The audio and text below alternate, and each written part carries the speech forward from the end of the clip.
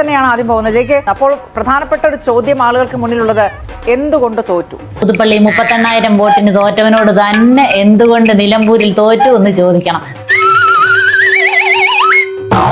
സിമ്പിളായ ചോദ്യത്തിന് ഇതിനോടകം ഇപ്പോൾ അതിനൊരു പുതിയ മറുപടിയാണ് അങ്ങ് ആഗ്രഹിക്കുന്നതെങ്കിൽ അതിനെ സംബന്ധിച്ച് ഇടതുപക്ഷ രാഷ്ട്രീയത്തിന് ഒരൊറ്റ മറുപടിയേ ഉള്ളൂ. താത്വികമായ ഒരു അവലോകനമാണ് ഞാൻ ഉദ്ദേശിക്കുന്നത്. ഞങ്ങൾ ഉയർത്തുന്ന രാഷ്ട്രീയം, ആ രാഷ്ട്രീയത്തിന് നിലമ്പൂരിന്റെ മണ്ണിൽ തിരിച്ചടി ഏറ്റിട്ടുണ്ടോ, ഏറ്റിട്ടുണ്ടെങ്കിൽ അതിന്റെ കാര്യകാരണങ്ങൾ ഒക്കെ വളരെ ലളിതമായി വിഘടനവാദികളും പ്രതിക്രിയാവാദികളും പ്രഥമദൃഷ്ട്യാ അകൽച്ചയിലായിരുന്നെങ്കിലും അവർക്കിടയിലുള്ള അന്തർധാര സജീവമായിരുന്നു എന്ന് വേണം കരുതാൻ. ഇത് സാധാരണക്കാരനായ മലയാളിക്കും മനസ്സിലാകും വിധം തന്നെ അവർ വിശദീകരിച്ചിട്ടുണ്ട്.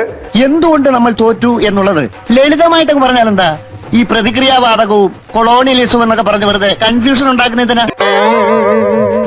ഇനി ജയിക്കിനോടൊന്നും ചോദിക്കണ്ട എന്നാണോ ജയിക്ക് പറഞ്ഞു വരുന്നത്? ജയിക്കെ തങ്കക്കുറവേ, നമ്മൾ ഈ നാണം കേട്ടല്ലോ. ഇനി ജയിക്കിനോടൊന്നും ചോദിക്കണ്ട എന്നാണോ ജയിക്ക് പറഞ്ഞു വരുന്നത്? ജയിക്കെ നിന്റെ നെറ്റിയിൽ എഴുതി വെച്ചിട്ടുണ്ട് നിന്നെ കൊണ്ട് ഈ പരിപാടി നടക്കൂല. തെരഞ്ഞെടുപ്പ് ഫലം വരുമ്പോൾ അംഗീകരിക്കുക, ജനവിധി ഞങ്ങൾക്കെതിരാണ് എന്ന് പറയുന്നതിന് പകരം ജനങ്ങളുടെ തെറ്റിദ്ധാരണയിലേക്ക് വിരൽ ചൂണ്ടുന്നത് ശരിയാണോ? കുറച്ച് നാളായിട്ട് നിങ്ങൾ ശ്രദ്ധിക്കുന്നു, മാനം മര്യാദയ്ക്ക് നടക്കുന്ന പിള്ളേരെ നീ ചീത്തേക്കും. ആ ചോദ്യത്തിനകത്തൊരു ഭാഗികമായ കുഴപ്പമുണ്ട് എന്നുള്ളതാണ് എന്റെ മിതമായ ഒരു ഭാഷ്യം. ആകെ ചളമായി, ഇനിയിപ്പോ എന്തോ ചെയ്യും? അങ്ങ് ചൂണ്ടിക്കാണിച്ച നിലമ്പൂരിലെ ഇടതുപക്ഷ ജനാധിപത്യ മുന്നണി സ്ഥാനാർത്ഥി സഖാവ് സ്വരാജിന്റെ പ്രതികരണം അങ്ങനെ പറഞ്ഞു കൊടുക്കണം. പൂർണ്ണമായില്ലെങ്കിലും ഏറെക്കുറെ ഞാനും കാണാൻ കഴിഞ്ഞു. അപ്പൊ അദ്ദേഹത്തിന്റെ ചോദ്യത്തിന്റെ അല്ലെങ്കിൽ അദ്ദേഹത്തിന്റെ പ്രതികരണത്തിന്റെ ആദ്യ ഭാഗം എന്ന് പറയുന്ന അദ്ദേഹം, ഞാൻ മനസ്സിലാക്കുന്നു, നിലമ്പൂരിൽ പുതുതായി തെരഞ്ഞെടുക്കപ്പെട്ട നിയുക്ത MLA അഭിനന്ദിക്കുകയാണ്. അതുകൊണ്ട് എന്താ അദ്ദേഹത്തിന്റെ നിലമ്പൂരിന്റെ വികസനത്തിന് വേണ്ടിയിട്ടും കഴിഞ്ഞ 9 വർഷ കാലയളവിൽ സൃഷ്ടിക്കപ്പെട്ട മാറ്റങ്ങളുടെ അപങ്കുരമായ തുടർച്ചയ്ക്കും മികവോടുകൂടെ പ്രവർത്തിക്കാൻ കഴിയട്ടെ എന്ന ആശംസ ചൊരിയുകയാണ് അദ്ദേഹം ചെയ്തിരുന്നത്. അതായത് സ്വരാജണ്ണന് മത്സരത്തിൽ സെക്കൻഡ് കിട്ടിയല്ലോ, അപ്പൊ ഫസ്റ്റ് പ്രൈസ് കിട്ടിയ ആളെ അഭിനന്ദിച്ചു. കഴിഞ്ഞ 9 വർഷക്കാലമായി നിലമ്പൂരിൽ തുടരുന്ന അപങ്കുരമായ ആ ഒരു മാറ്റം, വികസനം ഇനിയും തുടരട്ടെ എന്ന ആശംസാ വർഷം ചൊരിയുകയായിരുന്നു സ്വരാജണ്ണൻ ജയിച്ച സ്ഥാനാർത്ഥിയുടെ മുന്നിൽ.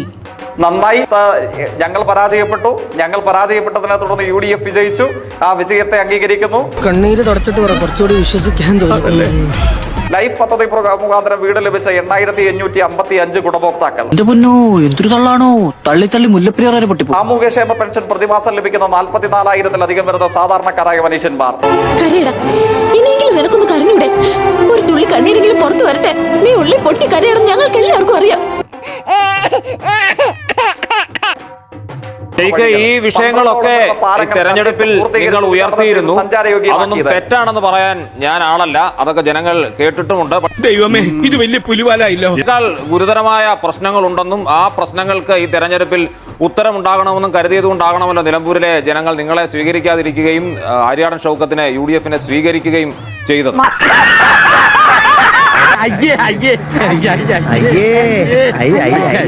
ചന്ദ്ര ഒന്ന് സബ്സ്ക്രൈബ് ചെയ്തിട്ട് പോടാ.